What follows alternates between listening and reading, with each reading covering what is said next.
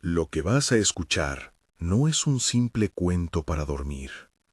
Cuando esto termine, enciende todas las luces de tu casa y quédate atento a cualquier sonido que no reconozcas. Te lo digo en serio. En Catemaco, la noche no siempre nos pertenece. Yo vivía en una de esas casas de lámina que bordean el lago, donde la niebla baja como un manto y apenas deja ver los faroles de la carretera. Al principio pensé que eran ratas o el viento jugando con la lámina, cosas que uno acostumbra a explicar con la razón para no perder el sueño. Pero las noches empezaron a cortar de otra manera. Pasos que no correspondían al tamaño de la casa, respiraciones que no eran de nadie que viviera allí, un aliento húmedo que me rozaba la oreja cuando creía estar solo. Era siempre en la misma hora, alrededor de las 3, cuando las voces del pueblo se apagan y la humedad se vuelve densa como un aliento propio. Las primeras semanas fueron pequeñas advertencias, una tabla movida, una rama que rasgó la lona del patio, algo que dejó una marca leve al borde del colchón. Me decía a mí mismo que todo tenía explicación, pero las noches se hicieron más insistentes. Los pasos subían y bajaban por el techo, como si algo caminara con cuidado para no hacer ruido, pero con la firmeza de quien conoce la casa. Llevé linternas, prendí radios hasta altas horas, dormí con la puerta abierta buscando aire. La sensación no cedía. Cuando por fin me atreví a cerrar los ojos, sentí, una y otra vez, una respiración muy cercana, cálida y salada, rozando la piel detrás de la oreja, como si alguien estuviera probando el contorno de miedo que había en mí. No podía decírselo a cualquiera. La gente del pueblo te escucha, te pule con los dichos y luego todo vuelve a su lugar. Pero cuando los vecinos comenzaron a mirarme con esa mezcla de lástima y advertencia, supe que no era buen momento para enfrentar las burlas. Don Martín, que tiene más años que cualquier calendario local, se sentó en la puerta de su tienda y me dijo con voz grave: «No te metas a discutir con lo que camina de noche. Primero, llama a quien sabe». ¿Llamé? Tío Mauro no era un hombre que encontrabas en el primer puesto del mercado. Era de esos que viven en el margen, con plantas secas colgando de la fachada y un perro viejo que nunca ladraba. Tenía la piel curtida, los dedos manchados de cosas que nunca pedí preguntar cómo se llamaban, y los ojos pequeños pero afilados, como si vieran debajo de la frente. Cuando le conté, no soltó una risa, asintió con la cabeza y dijo: «Hay que quitarle nombre al nombre si lo que quieres es dormir». No explicó mucho más. Eso bastó para que supiera que no me mandaba a callar por curiosidad, sino por preocupación. La noche que vino conmigo al cuarto, el pueblo parecía un animal dormido que respiraba lento. Él llevaba consigo un saquito de copal y una vela negra envuelta en tela. No me pidió que dijera oraciones. Su manera era más de observar, de tocar paredes, de inclinar su oído hacia los rincones donde la oscuridad hace su nido. Caminó despacio, como pesando el suelo, hasta ponerse al lado de mi cama. No puedo describir el gesto con tecnicismos. Lo vi cerrar los ojos y acercar el copal humedecido a la llama. El humo llenó la habitación con un olor resinoso que sabía a tierra mojada y a iglesias antiguas. Era un aroma que no pedía explicación, solo atención. Hubo un momento en que el perro del tío Mauro, ese que caminaba pegado a sus piernas, se puso rígido y dejó de respirar. Y entonces lo sentí, una presión en el ambiente, una materia de miedo que no era solo un pensamiento, como si la casa hubiera tragado una sombra y la masticara lento. Mauro caminó hacia la esquina donde yo siempre escuchaba los pasos. Tocó debajo de una manta arrugada que guardaba cosas viejas y sintió un bulto. Dijo algo que no quise repetir por completo porque no soy quien para divulgar palabras que la gente de acá guarda para los días extremos. Pero lo que hizo fue abrir el costal con las manos temblorosas del que se enfrenta a algo que ha comido de noches ajenas. No había forma humana dentro, más bien había un amasijo de tela, pelo y olor que no se parece a animal ni a carne conocida. Hacía un ruido como si respirara a través de fibras. Mauro no era hombre de levantar polvaredas. Lo que hizo fue poner la vela negra en el suelo, dejar caer unas hebras de copal y dibujar con una mano algo sobre la madera que no intenté entender. Habló con la cosa, y no con voz de quien exige, sino de quien intenta recordar un nombre olvidado. Le habló en susurros que parecían piedras rodando, y la cosa respondió con un lamento que subió como un vapor, como si el bulto tuviera una garganta que no era humana.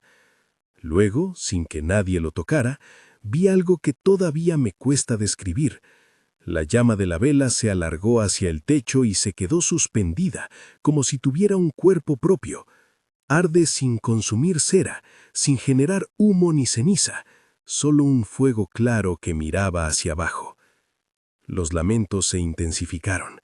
Sentí un frío húmedo que me atravesó la espalda y un olor entre viejo y podrido que me obligó a taparme la nariz. No hubo sangre ni desmembramiento. Lo perturbador fue la sensación de que la casa estaba recogiendo todo eso para volver a hacerlo vivo.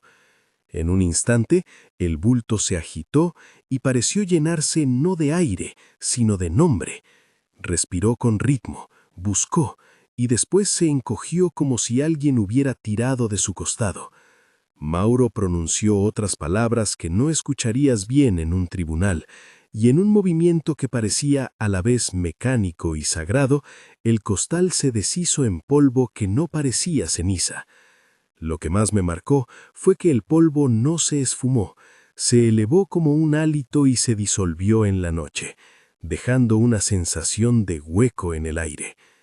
Cuando terminó, la casa estaba en silencio, pero un silencio que pesaba.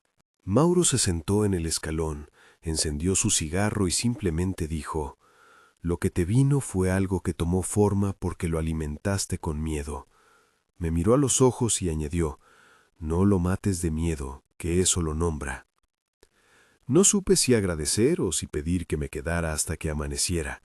Él se fue con su perro, dejando en la mesa una pequeña cruz de metal y una tijera doblada que, me explicó con voz baja, funcionaba como recordatorio más que como arma.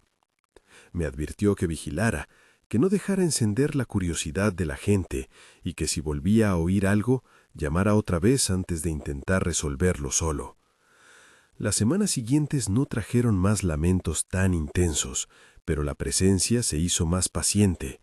Veía sombras moverse entre las láminas y escuchaba risas que no eran risas.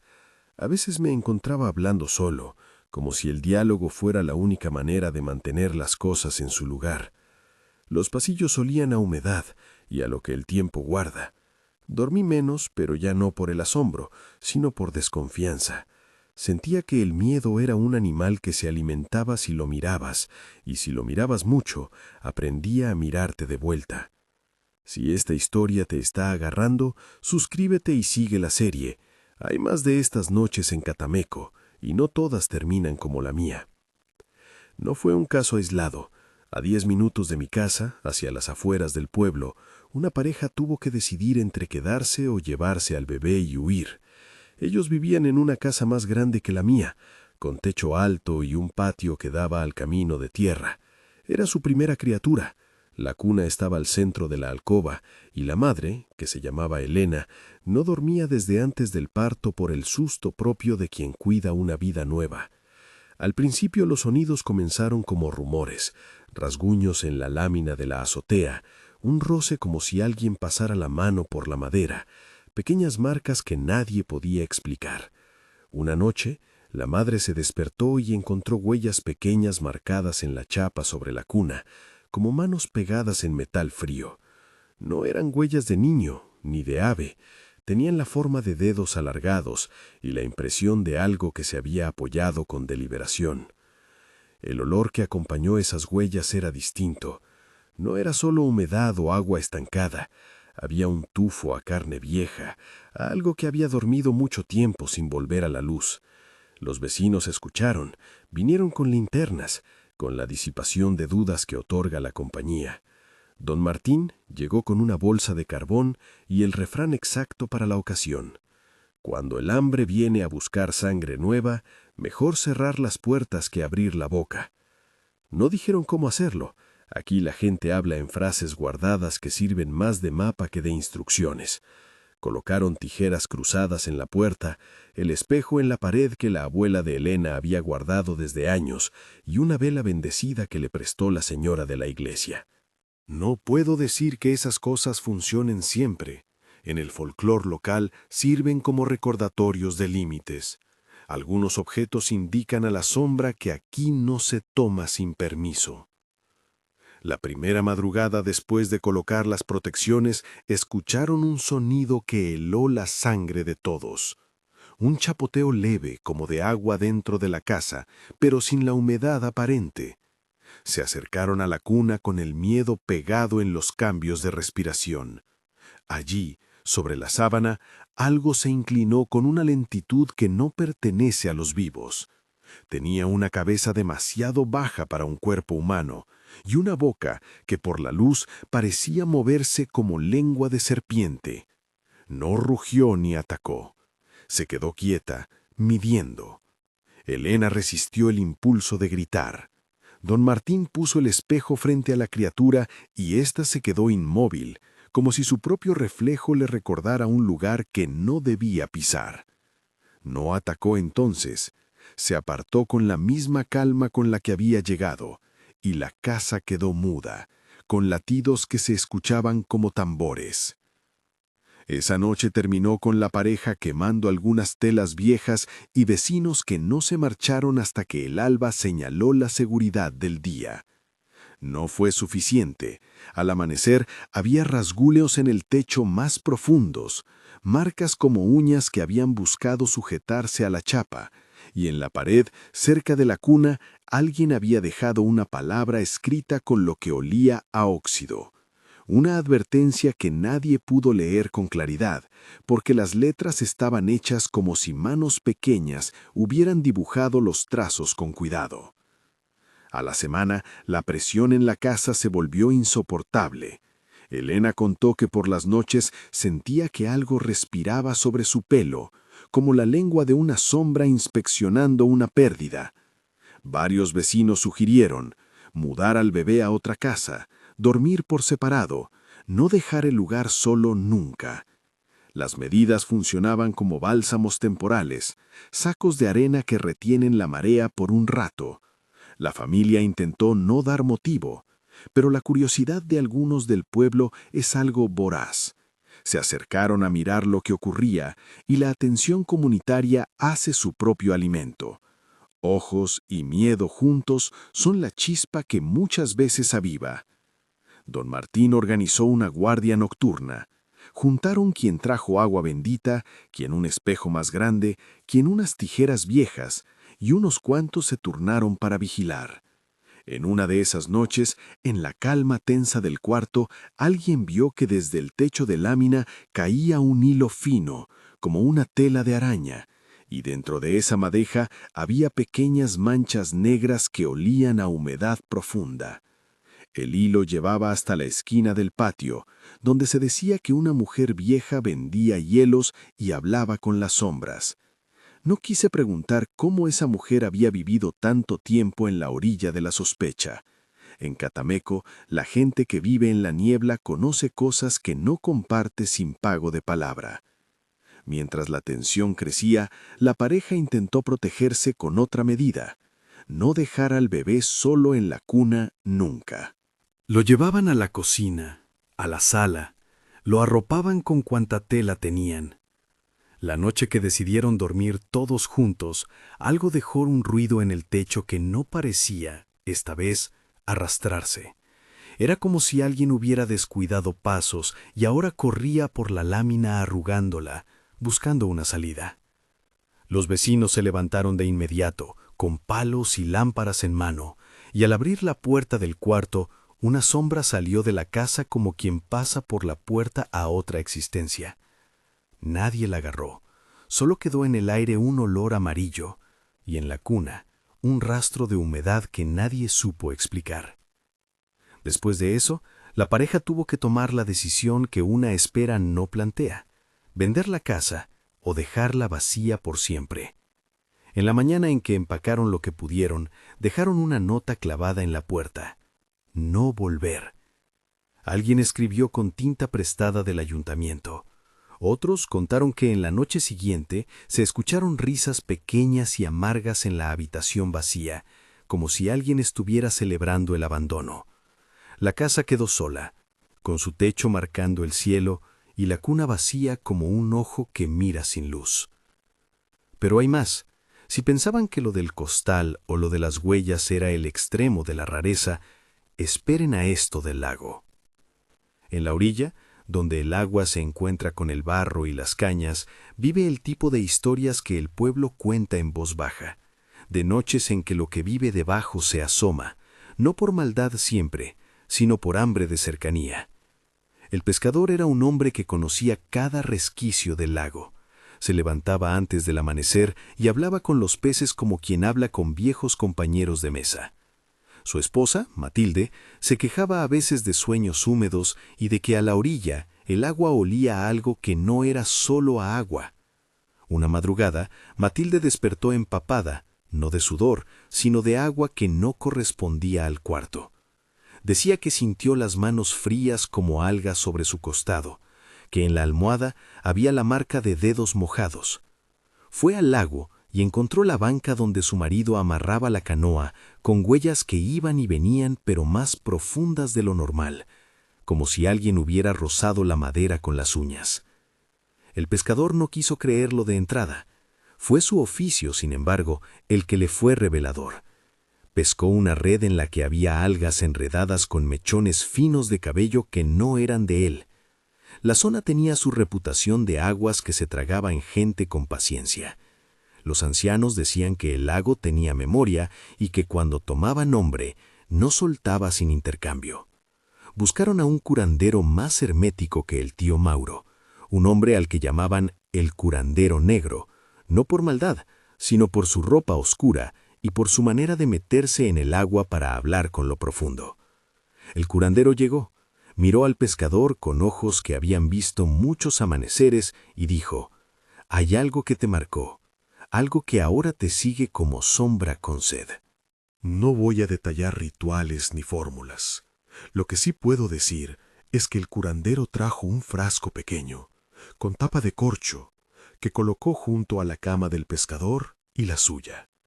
No explicó la mecánica, pero avisó que aquello duraría lo que dura una cuerda de agua si nadie la rompe. Por varias noches, el frasco pareció amarrar al fenómeno. Los chapoteos bajo la cama disminuyeron, los sueños volvieron un poco menos turbios, y la casa respiró con calma. Pero las cosas del lago tienen prisa propia. Una madrugada, esa madrugada que nadie olvida entre los de la orilla, el curandero notó que el frasco tenía una pequeña fisura. No la vi, pero sé que existió porque el hombre cambió de color y sus manos empezaron a sudar como si el viento las hubiera empapado. Avisó: «Si eso se rompe, lo que está abajo no solo viene por lo que es suyo, viene por lo que tú llevas dentro». No explicó más. Aquella noche, el pescador salió a meter la red. La luna no alumbraba el lago, solo lo velaba con una superficie opaca. Desde la orilla se escucharon chapoteos distintos, no los de peces, sino algo que amaba mojarse en pasos. A lo lejos, un ruido como de manos golpeando agua, buscando tomar forma. Matilde desde la ventana vio la canoa dando vueltas como una guardiana que había olvidado su timón. El frasco que había sido guardián se resquebrajó un poco más con el frío de la madrugada, y con él una esperanza se fue disolviendo. El curandero corrió hasta la orilla, hizo lo que pudo con palabras y con manos en el agua, se arrojó, y por un momento la superficie brilló con una luz que no era de la luna. Era más densa, más caliente, como si la misma agua estuviera respirando. Al regresar, el curandero estaba pálido y con las manos llenas de lodo, y dijo algo que nadie quiso repetir en voz alta. Lo toqué y ya no es el mismo. En la orilla quedaron las huellas del hombre que llevaba redes y la sensación de que algo había pasado de ser promesa a ser posesión. La vida del lago se cerró en un lugar que ya no admitía confianza completa. No todas las historias terminan con un cuerpo sobre la arena. Muchas veces el agua reclama lo que busca y se lo lleva en silencio, con un último chapoteo que se aleja como si fuera la risa de alguien que ha hecho negocio. Aquí es donde me di cuenta de que Catameco no es solo un paisaje con fiestas de brujería o fotografías para turistas curiosos.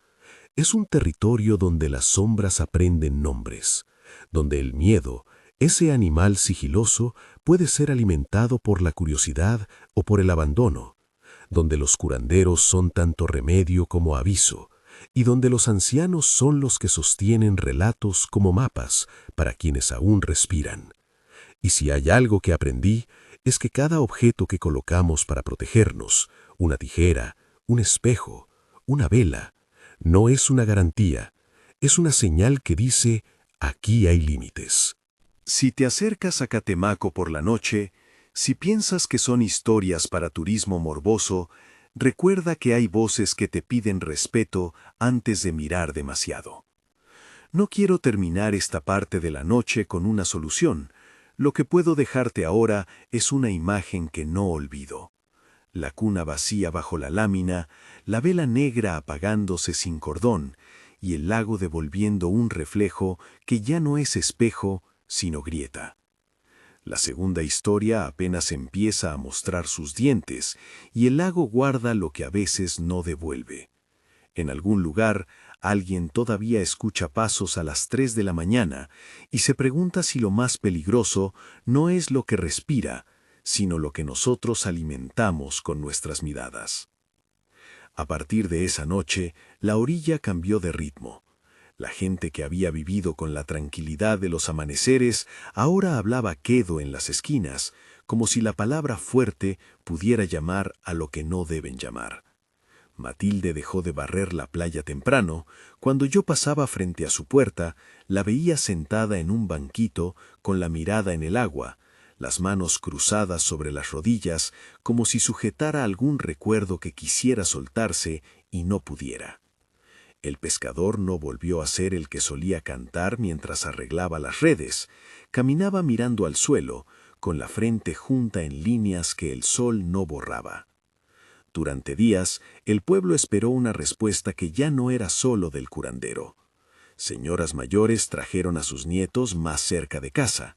Hombres que antes bromeaban en las mañanas dejaron de ir a pescar en solitario. Las conversaciones giraban en torno a la orilla y sus límites.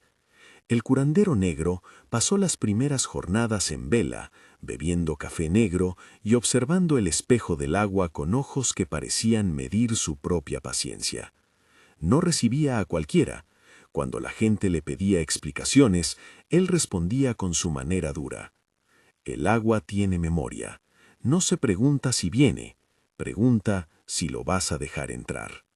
No daba más detalles. Su palabra, sin embargo, pesaba. La víspera en que todo se quebró fue una noche en que la bruma estaba tan densa que las lámparas parecían pequeñas hogueras en un campo de algodón. La gente no durmió bien. Se escuchaban conversaciones a media voz y la marea, que algunos meses trae calma, esa noche solo respiraba. El pescador, contra la advertencia del curandero, salió a revisar la red una vez más. Dijo que era su oficio, que la larga intemperie de incertidumbre le hacía creer que si se iba a enfrentar a algo, mejor fuese en compañía de su oficio. Matilde intentó detenerlo con frases que sonaban a ruegos. No vayas solo, vete con alguien. Pero la necesidad, esa que muchas veces no tiene nombre sino costumbre, lo empujó. Desde la orilla, algunos lo vieron remar hasta que la canoa quedó pequeña, una mancha en el gris. El curandero, sin dudar, fue tras él con una linterna y su paso de siempre, como si llevara en el cuerpo la posibilidad de tocar lo profundo y devolverlo. No sé exactamente qué pasó entre el sonido de la primera remada y el último chapoteo que nosotros escuchamos desde la arena. Lo que sí sé es que hubo un momento en que el agua, esa que a veces solo refleja nubes, dejó de hacer el ruido cotidiano y comenzó a vocalizar una especie de canto bajo que subía desde lo negro. Eran sonidos que parecían huellas, como si dentro de la superficie alguien caminara de lado. La canoa dio un giro brusco y quedó inmóvil, ladeada por un golpe que nadie vio venir. El pescador gritó, una palabra que nosotros recordamos porque nos hizo pensar en todo lo que se puede perder en un segundo. Matilde corrió. El curandero la siguió. El hombre salió del agua agarrando la orilla como quien descubre que algo ha cambiado dentro de sí. Tenía las manos llenas de barro y el olor de la orilla en la ropa, pero en su mirada había otra presencia, algo que no pertenece a la piel, sino a lo que la piel guarda. «Me tocó», dijo en voz baja con la boca seca. «Me tocó y me dijo mi nombre». El nombre no era sorpresa, era el suyo, dicho con una ternura que parecía promesa. Nadie supo qué responder. Esa noche el curandero preparó lo que llamó un marco transitorio. Colocó las manos en el agua, habló en voz aguda y grave a la vez, y alzó algo que parecía espuma con forma de luna. Dejó el frasco junto a la cama como la primera vez, cubierto por un paño oscuro que solo él supo por qué había elegido. Se quedó hasta el amanecer, mirando al pescador con la atención que ponen los que saben que la línea entre lo que se cura y lo que se deja marchar es delgada. Dormimos con el oído pegado al viento y creímos por un rato que la calma volvería. A los pocos días, sin embargo, empezaron los cambios pequeños pero imposibles de ignorar. La voz del pescador se raspó. Las palabras salían como si algo dentro de su garganta no quisiera dejar escapar la vida que hasta entonces lo hizo andar. Soñaba con manos que tiraban de redes para llevarse más que peces. Soñaba con la sensación de ser ligero, como si alguien hubiera hecho rendija en su peso. En la casa, la humedad aumentó sin razón aparente. Las toallas se mojaban sin haber sido usadas. Matilde despertaba con las sábanas húmedas y en la cara del hombre apareció una marca que nadie pudo explicar. Una línea pálida que comenzaba en la muñeca y se internaba bajo la camisa, como si una suerte de abrazo invisible hubiera querido sujetarlo al agua. El curandero negro iba y venía con la frecuencia de quien atiende a un enfermo delicado. Decía cosas que sonaban a advertencia. Lo que toca la orilla no siempre regresa igual, a veces trae pedazos de lo hondo que pegan por dentro. Y por más que intentaba dar calma, sus ojos se oscurecían cuando la noche caía y el lago empezaba a dibujar en la playa su propio rumor. La ruptura llegó en una madrugada de rezos rotos. El frasco, que había sido nuestra esperanza, amaneció con la tapa hundida y con una gota de agua aclarando su borde. El curandero notó la fisura y gritó una palabra que nadie repitió. Corrió hacia la cama del pescador y a punta de manos trató de recomponer lo que parecía quebrado. El pueblo se reunió en la orilla, porque las noticias viajan de casa en casa y los marcos de la vida común se rompen cuando un oficio de verdad se ve en peligro. Estábamos todos, los que rezan en la iglesia, los que no creen, los que miraban con curiosidad y los que ya no querían mirar, de tan graves que eran las caras. Lo que vino después fue una sucesión de sonidos que se hicieron uno. Chapoteo cercano, un roce sordo de la piel al agua, un arrastrar que parecía rezar. Matilde gritó el nombre de su marido, y la orilla contestó con una risa que olía a algas. El hombre se levantó de la cama y caminó hacia la puerta como quien camina hacia su mar. Sus pasos eran lentos, como si alguien empujara desde abajo con paciencia. El curandero intentó tomarlo, agarrar su muñeca. Dio 2 dedos y el pescador pareció hacerse de agua. Su cuerpo cedió con la suavidad de lo que se disuelve. No hubo lucha, solo una aceptación terrible, un entendimiento de que algo en él había cambiado de dueño. La última imagen que muchos vieron fue la del pescador besando la palma de su mano y luego inclinándose hacia la orilla como se inclina quien vuelve al primer amor. Dio unos pasos hacia el agua y con la calma de quien no busca pelear fue desapareciendo, primero hasta la cintura, luego hasta el pecho y por último hasta que el reflejo de la luna no tuvo más que mostrar superficies sin forma.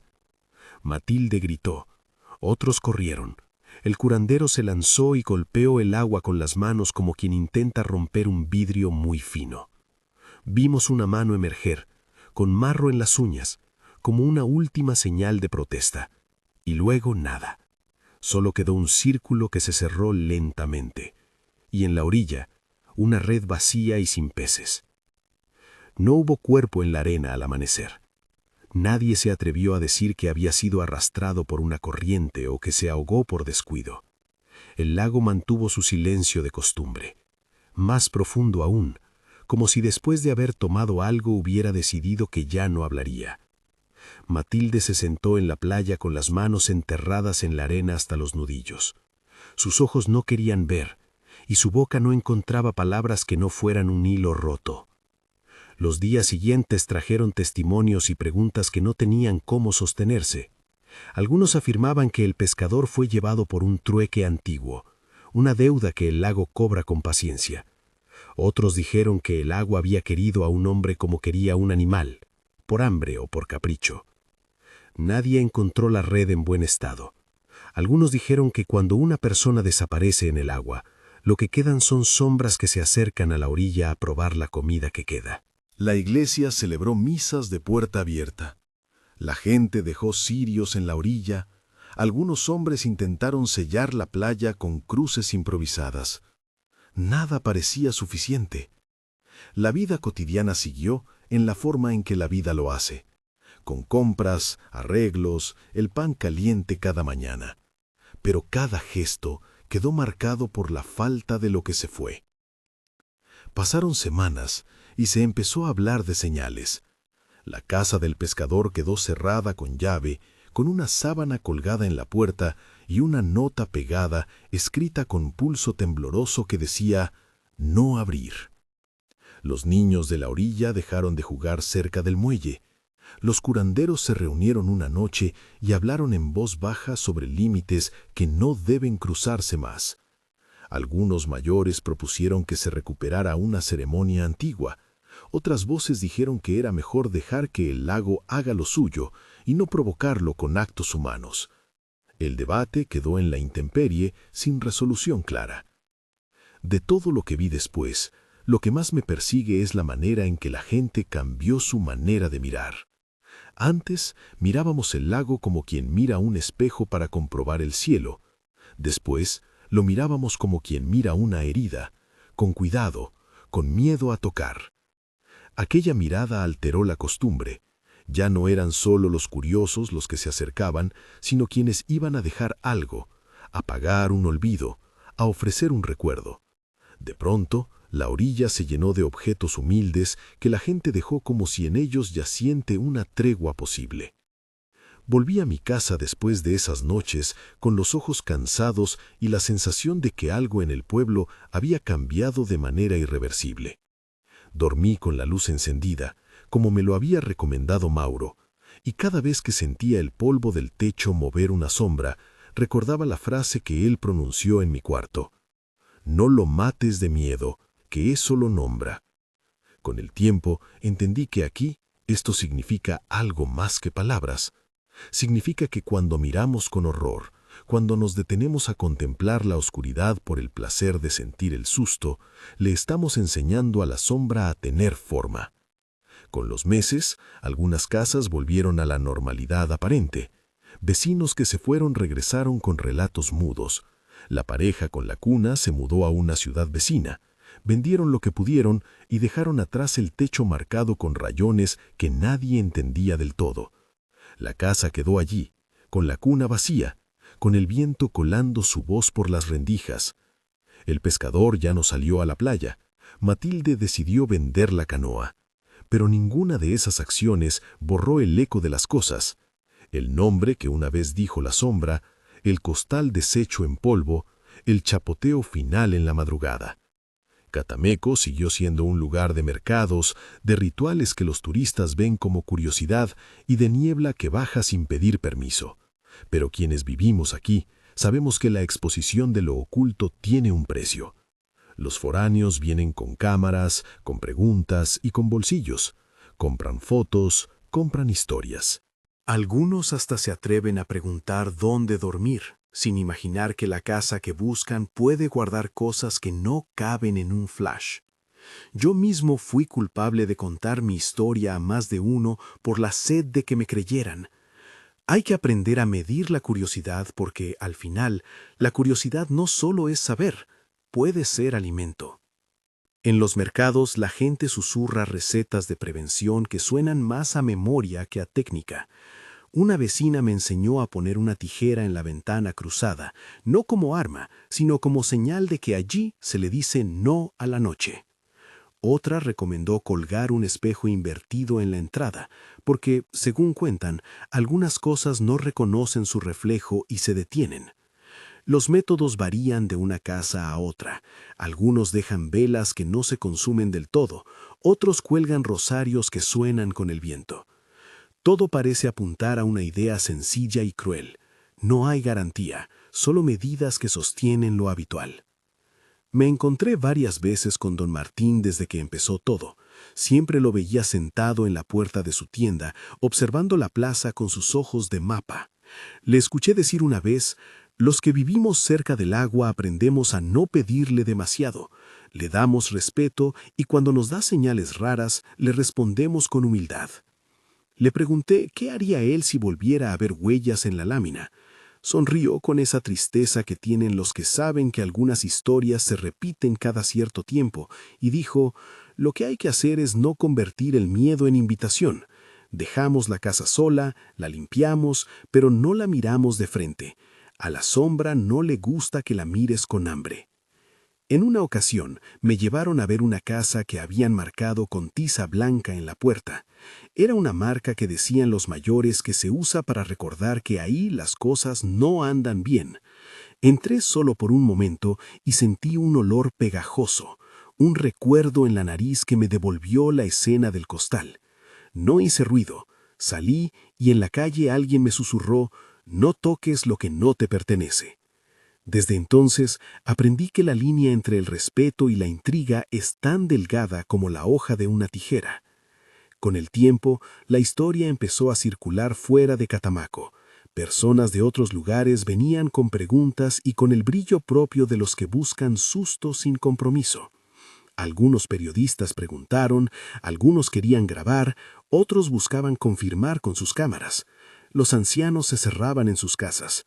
El curandero negro dio explicaciones en su manera seca y dijo a quien quiso escucharlo que no se trata de prohibir la curiosidad, sino de conocer sus costos. Si vienes por saber, préstale el oído a quien vive aquí antes de meter la mano en lo que no entiendes, repitió. Lo que aprendí, a fuerza de noches vividas y de historias escuchadas, es que Catamaco es un velo que se corre y se vuelve a juntar. Algunos ven en él una fiesta, otros un misterio. Yo aprendí a caminar con la respiración pronta, a mirar siempre la sombra de las hojas y a evitar el brillo de curiosidad en mis pasos. Aprendí que la gente que ha vivido cerca de la orilla lleva en la voz nombres que el resto no conoce.